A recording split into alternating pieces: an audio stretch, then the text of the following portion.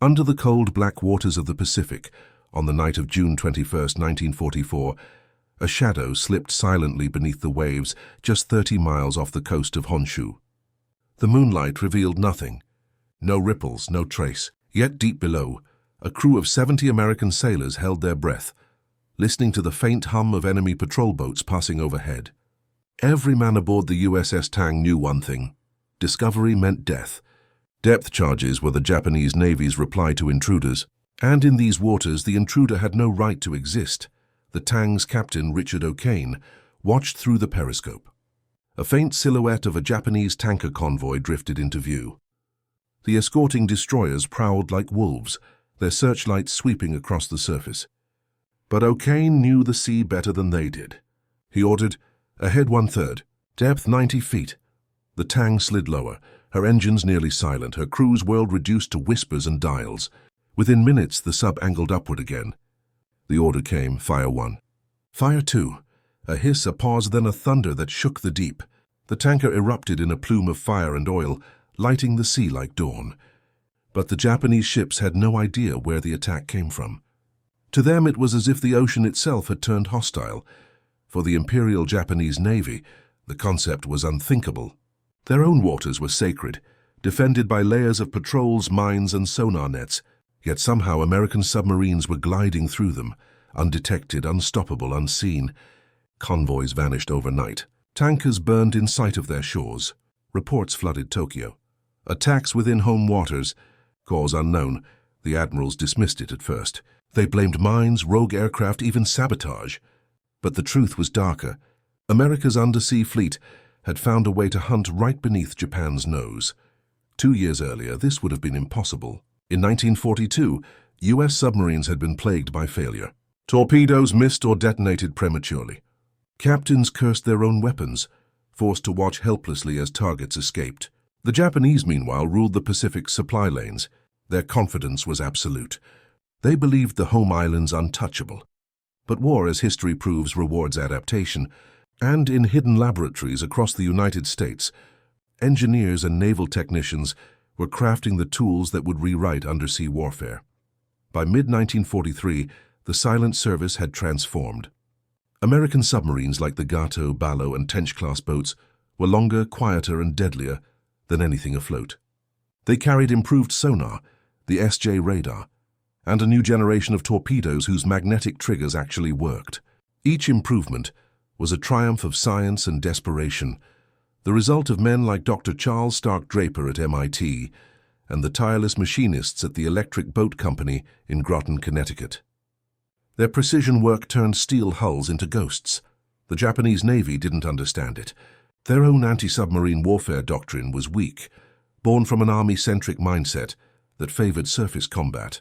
Few of their destroyers carried effective sonar, and those that did often misused it. Training for sub-hunting was minimal. Convoys sailed predictable routes. Supply lanes to the oil fields of the Dutch East Indies became slaughter corridors. What had once been a proud logistical network feeding the imperial war machine turned into a map of sinking dots. The psychological shock began to ripple through Japan's command structure. Reports from surviving merchant crews painted a picture of terror. Explosions from nowhere, waters boiling with oil and debris, rescue ships sinking before they reached survivors. One officer wrote that the men began to fear the ocean itself, calling it the sea that devours without warning. The myth of home water security shattered. By the spring of 1944, American submarines were striking as close as the Bungo Strait, the very region where Japan's most seasoned sub-hunter, Admiral Takejiro Onishi, had vowed that no enemy vessel would ever pass. Yet, radar-assisted navigation, improved charts, and sound-dampening techniques made detection nearly impossible.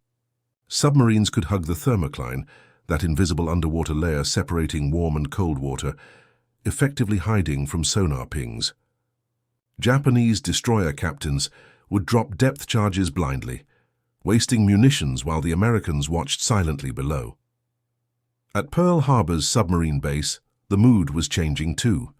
What had once been considered a support branch now became the spearhead of economic warfare.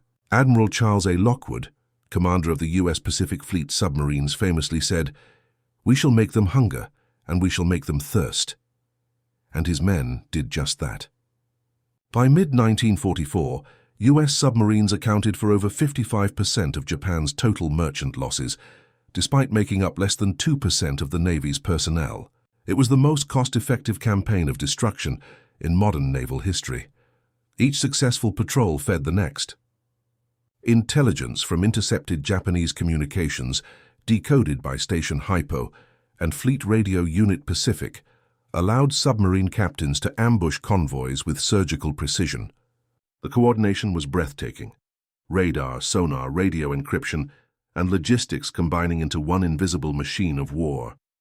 The Japanese could not see it, could not hear it, and could not understand how such a web existed. In Tokyo, panic took root behind closed doors. Meetings grew tense. The Navy Ministry demanded answers. Why were ships vanishing so close to home? Where were the patrols? Why had the Empire's own submarines failed to inflict similar damage on America? Some officers blamed fate, others whispered of espionage. But the simplest explanation, that the Americans had mastered the science of stealth, was too terrifying to admit. The attacks began to hit closer and closer to the Japanese coast. Fishermen reported strange wakes. Survivors of sunk ships described seeing torpedo trails slicing through moonlit waters. Yet every counterattack came up empty. The destroyers returned with shattered sonar equipment and empty depth charge racks. One Japanese diary described the experience. "We chase shadows. The enemy is not seen, yet he strikes as if the sea itself obeyed his command." And then came the turning point, the realization that Japan's home waters were no longer safe. From the East China Sea to the Sea of Japan, the once proud Imperial Navy was forced into defense. Every convoy became a gamble. Every harbor, a potential trap. The sea lanes that had carried rice, oil, and steel to the war effort began to dry up. Even the Emperor's own fleet struggled to refuel. What had started as isolated attacks had evolved into a campaign of strangulation, silent, methodical, and merciless. And still, the Japanese Admiralty could not grasp the full scope of the American advantage. How could submarines appear and vanish undetected? How could the Americans track convoys that were never radioed? How could steel monsters move so silently within their sacred waters? The truth lay deeper than they imagined, in a convergence of technology, intelligence, and engineering brilliance that had turned the tide of the Pacific War. The Americans had not merely built submarines, they had built a weapon of invisibility, and as the months rolled on, the Imperial Navy's disbelief would turn into fear. Because what Japan could not detect would soon destroy the very heart of its war machine. The secret behind America's invisible underwater fleet was not luck, it was design. Hidden beneath the cold steel of every US submarine was a symphony of technology, science, and relentless innovation. In 1943, when the Pacific War reached its turning point, a network of naval engineers, electricians, and radar specialists across the United States quietly solved the problem that would cripple Japan's defenses. The Japanese had relied on sound, the ping of sonar, the rumble of engines, the splash of propellers, but America's submarines had learned to vanish within those sounds. The transformation began with the Balao-class, the silent predator of the Pacific. It was heavier than its predecessor, the Gato, with a pressure hull built from high-tensile steel, capable of diving beyond 400 feet. At that depth, even the best Japanese sonar couldn't distinguish it from the ocean floor. The Balao carried the new SJ radar, a rotating 10-centimeter microwave set that could spot ships over 10 miles away through fog and darkness.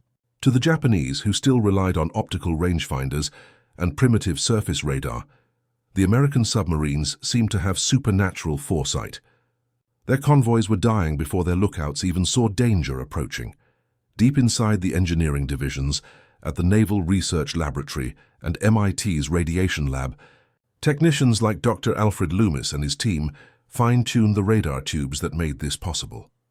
The vacuum tubes, barely the size of a thumb, emitted precise microwave frequencies that turned steel monsters into ghostly scouts of the night. This wasn't just hardware. It was the birth of electronic warfare carried silently beneath the sea. The Japanese response was desperate. Destroyers like the Yukikaze and Kagero-class were equipped with sonar, but their frequency range was narrow and distorted by the thermocline. That invisible barrier between layers of water with different temperatures. American submariners learned to hide below it. The moment a sonar ping hit the boundary, it bent upward or downward, missing the target completely. It was nature's camouflage, and the U.S. Navy exploited it ruthlessly. The real secret, however, lay in intelligence. By 1944, American codebreakers at Station Hypo had broken Japan's merchant routing codes. Every convoy departure, every refueling run, every destination was known before a single ship left port. Submarines like the USS Harder, under Commander Samuel Dealey, were waiting in ambush along pre-charted paths. Dealey's crew would rise in the darkness, launch a spread of torpedoes, and vanish within minutes. The Japanese recorded dozens of attacks occurring within the same week, hundreds of miles apart, believing it to be a massive fleet of submarines. In truth, it was precision, information and technology guiding a handful of deadly vessels to perfect points of interception. Even the torpedoes themselves became smarter. The Mark 14's early failures had been corrected. Its magnetic detonator, once a curse, now triggered perfectly beneath the keels of enemy ships. The newer Mark 18 electric torpedo, powered by batteries rather than compressed air, left no telltale bubble trail. A Japanese lookout could watch a calm sea 1 second and the next see his ship explode from below with no warning. In Tokyo's war ministry, commanders struggled to explain how their ships were being sunk by invisible missiles. On July 31, 1944, the USS Tang prowled off the coast of Kyushu. Through his periscope, Captain O'Kane saw a heavily escorted convoy, 2 oilers, 3 transports, and multiple destroyers. He tracked them for hours, reading their patterns like a chess player studying an opponent's hand. At 1 a.m., he rose to periscope depth. The sea was black, calm, silent. The Tang fired 4 torpedoes, each one guided by mathematics, radar readings, and sheer instinct. 2 oilers erupted into fireballs. The destroyers charged toward the explosion site, dropping depth charges in furious rhythm, but O'Kane had already changed depth and bearing. The Tang slipped beneath the thermocline, engines humming low, pressure gauges trembling. Above, the Japanese destroyers fired into empty water. Below, O'Kane's men counted the explosions, each one farther away. They had become phantoms. The next morning, Tang surfaced to recharge batteries. The horizon was clear, but on the radar screen, faint blips revealed another target. A straggler tanker limping home alone. O'Kane ordered pursuit. At dawn, they fired 2 more torpedoes. The sea lit up once again, and the Tang disappeared before a single plane arrived. For days, Japanese reports described the attack as untraceable. Their anti-submarine patrols found only oil and debris. No one believed an enemy could operate that close to Japan's shores. Yet the truth was undeniable. The Americans were inside the home waters, hunting at will. The genius behind this capability wasn't only in the machines, it was in the men who maintained them. Engine technicians like Chief Machinist's mate Harold Walker tuned the diesels until they purred like silk. Radio men like Everett Anderson operated radar scopes the size of dinner plates, reading faint flickers of light that meant life or death. These submarines were floating laboratories, part science, part faith. Every patrol was a test of human nerve and engineering precision. In contrast, Japanese industry lagged. Their shipyards in Kure and Yokosuka built fewer destroyers than the Americans built submarines. Shortages of copper and steel crippled sonar production. By late 1944, their anti-submarine fleet was scattered, undertrained, and outdated. Their sonar operators complained of interference and ghost signals, distortions caused by America's countermeasures, such as towed decoys and noisemakers. The U.S. Navy's Bureau of Ships had developed these systems in secret workshops, ensuring that even when detected, the submarines could fake their position and slip away unseen. The psychological toll was devastating. In one Japanese after-action report, a destroyer captain described his crew's exhaustion. "We hear the ocean whispering lies. Every sound is an enemy." The fear spread through every convoy sailor. Merchantmen began refusing night voyages.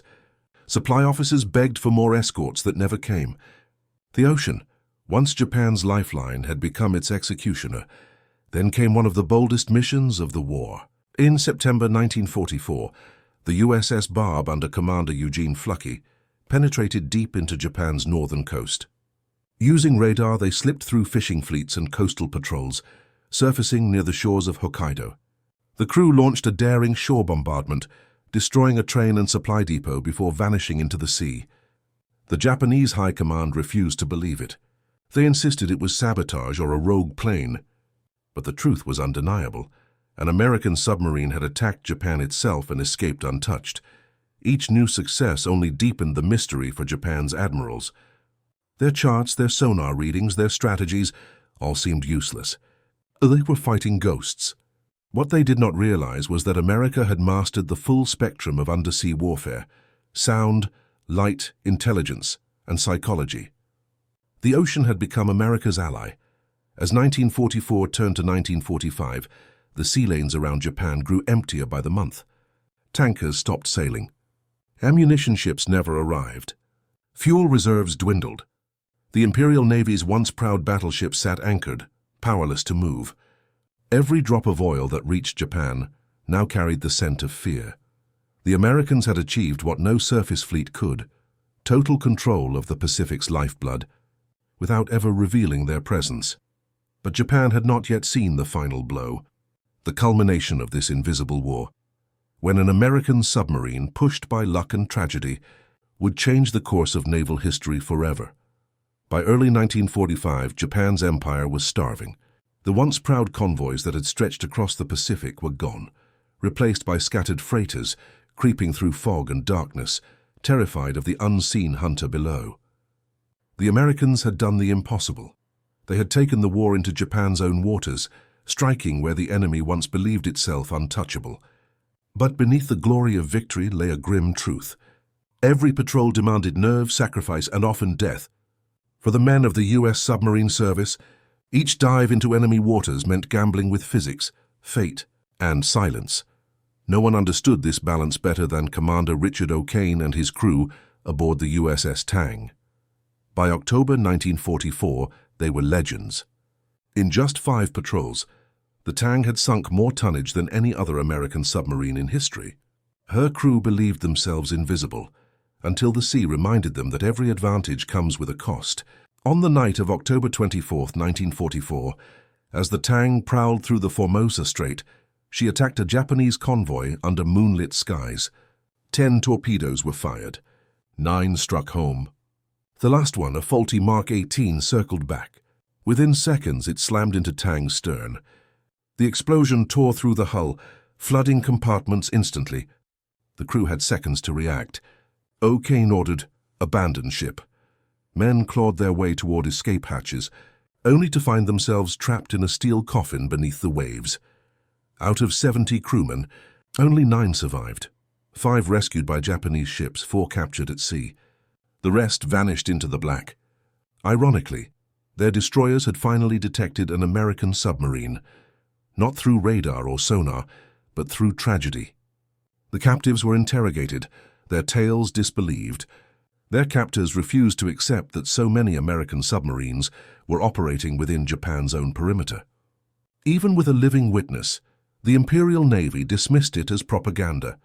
The loss of the Tang became a symbol of the silent war, victory laced with tragedy. By then, America's submarine campaign had already strangled Japan's economy. Between 1943 and 1945, over 100 merchant ships and nearly 5 million tons of cargo had been destroyed. The Japanese merchant fleet, once the 3rd largest in the world, was reduced to wreckage. Coal shipments stopped. Factories fell silent. Aircraft sat grounded for lack of fuel. The Imperial Navy, which once ruled from the Philippines to the Indian Ocean, could barely sail beyond Tokyo Bay. Yet the real triumph went beyond numbers. America's submarine fleet had reshaped modern warfare. It wasn't brute strength that had won the ocean. It was information, engineering, and endurance. Every dive was guided by radar waves, by codebreakers hunched over cipher machines, by machinists fine-tuning diesel engines in flickering light. It was the union of intellect and courage, of scientists and sailors, that made the invisible possible. From the cold labs of MIT, General Electric, and Electric Boat came the uncelebrated hands that changed history. Men and women working 12-hour shifts forged parts that could survive crushing pressure. Engineers perfected gyro compasses and sonar baffles that silenced the hum of steel. Every bolt, every weld, Every flicker of a radar pulse was a testament to thousands who never saw the ocean but made victory possible. The submariners called them their shore crew, though most never met. The Japanese, however, faced a nightmare of realization. Post-war interrogations revealed their disbelief and despair. Officers from the Imperial Navy admitted that they had never truly understood submarine warfare. Their training had emphasized surface engagements and decisive fleet battles, the romantic legacy of Tsushima. Anti-submarine tactics were neglected, and radar production was minimal. Their sonar operators lacked calibration knowledge. Their destroyers carried too few depth charges, and their doctrine was frozen in another century. When the American subs came, Japan was blind. By the time Japan surrendered in August 1945, the submarine campaign had done more to cripple its war machine than even the atomic bomb. Without oil, ships couldn't sail. Without steel, weapons couldn't be built. Without food shipments from Southeast Asia, the population starved. America's undersea fleet, fewer than 300 boats, had achieved what entire armies and air forces struggled to do: bring an empire to its knees. Psychologically, the effect was devastating. The once invincible Imperial Navy was forced into silence. Crews who once believed themselves masters of the Pacific now refused to sail. Fishermen reported empty seas where convoys once stretched to the horizon. Fear became myth. Japan's own sailors began to whisper that the ocean had turned against them, that it now answered to the Americans. After the war, the lessons of this invisible campaign were studied across the world. Naval engineers from Britain, Germany, and the Soviet Union pored over captured Balao and Gato-class blueprints, analyzing their secrets. They discovered a new kind of warfare, one not based on visible strength but on unseen advantage. The Cold War that followed would take this philosophy to extremes. The silent hunters of World War II became the ancestors of nuclear submarines, guided missiles, and sonar nets stretching across oceans. What began in the dark waters off Honshu evolved into a doctrine of deterrence and invisibility that would define global conflict for decades. But behind every technological leap lay the human story. Men sealed in steel tubes, living weeks without sunlight, breathing recycled air, knowing one mistake could mean the crushing weight of the ocean. Their courage was not loud or visible. It was silent like the sea they ruled. The American submarine service suffered the highest casualty rate of any branch in World War II. 1 in 5 never returned. Yet they carried on, knowing that each patrol brought Japan closer to surrender. When Admiral Charles Lockwood wrote his final report at war's end, he summed it up in a single line. The undersea victory was not won by ships alone, but by the minds and hearts of the men who built and manned them. The submarines had become the embodiment of stealth and strategy, proof that knowledge, precision, and courage could defeat an empire. In the decades that followed, the world would remember the great carriers, the mighty battleships, the bombers that darkened skies. But beneath those legends lay another, a quieter, colder victory fought in silence, in darkness, and in faith. The Americans who sailed beneath Japan's home waters did so not for glory but for duty, to end a war that had taken millions. In the end, it was not firepower or fortresses that broke the empire's back. It was silence, the silence of engines turning deep below, the silence of radar waves passing through the night, the silence of a hunter unseen. And within that silence, the world learned a truth that endures even today. In war, what cannot be seen can still decide the fate of nations.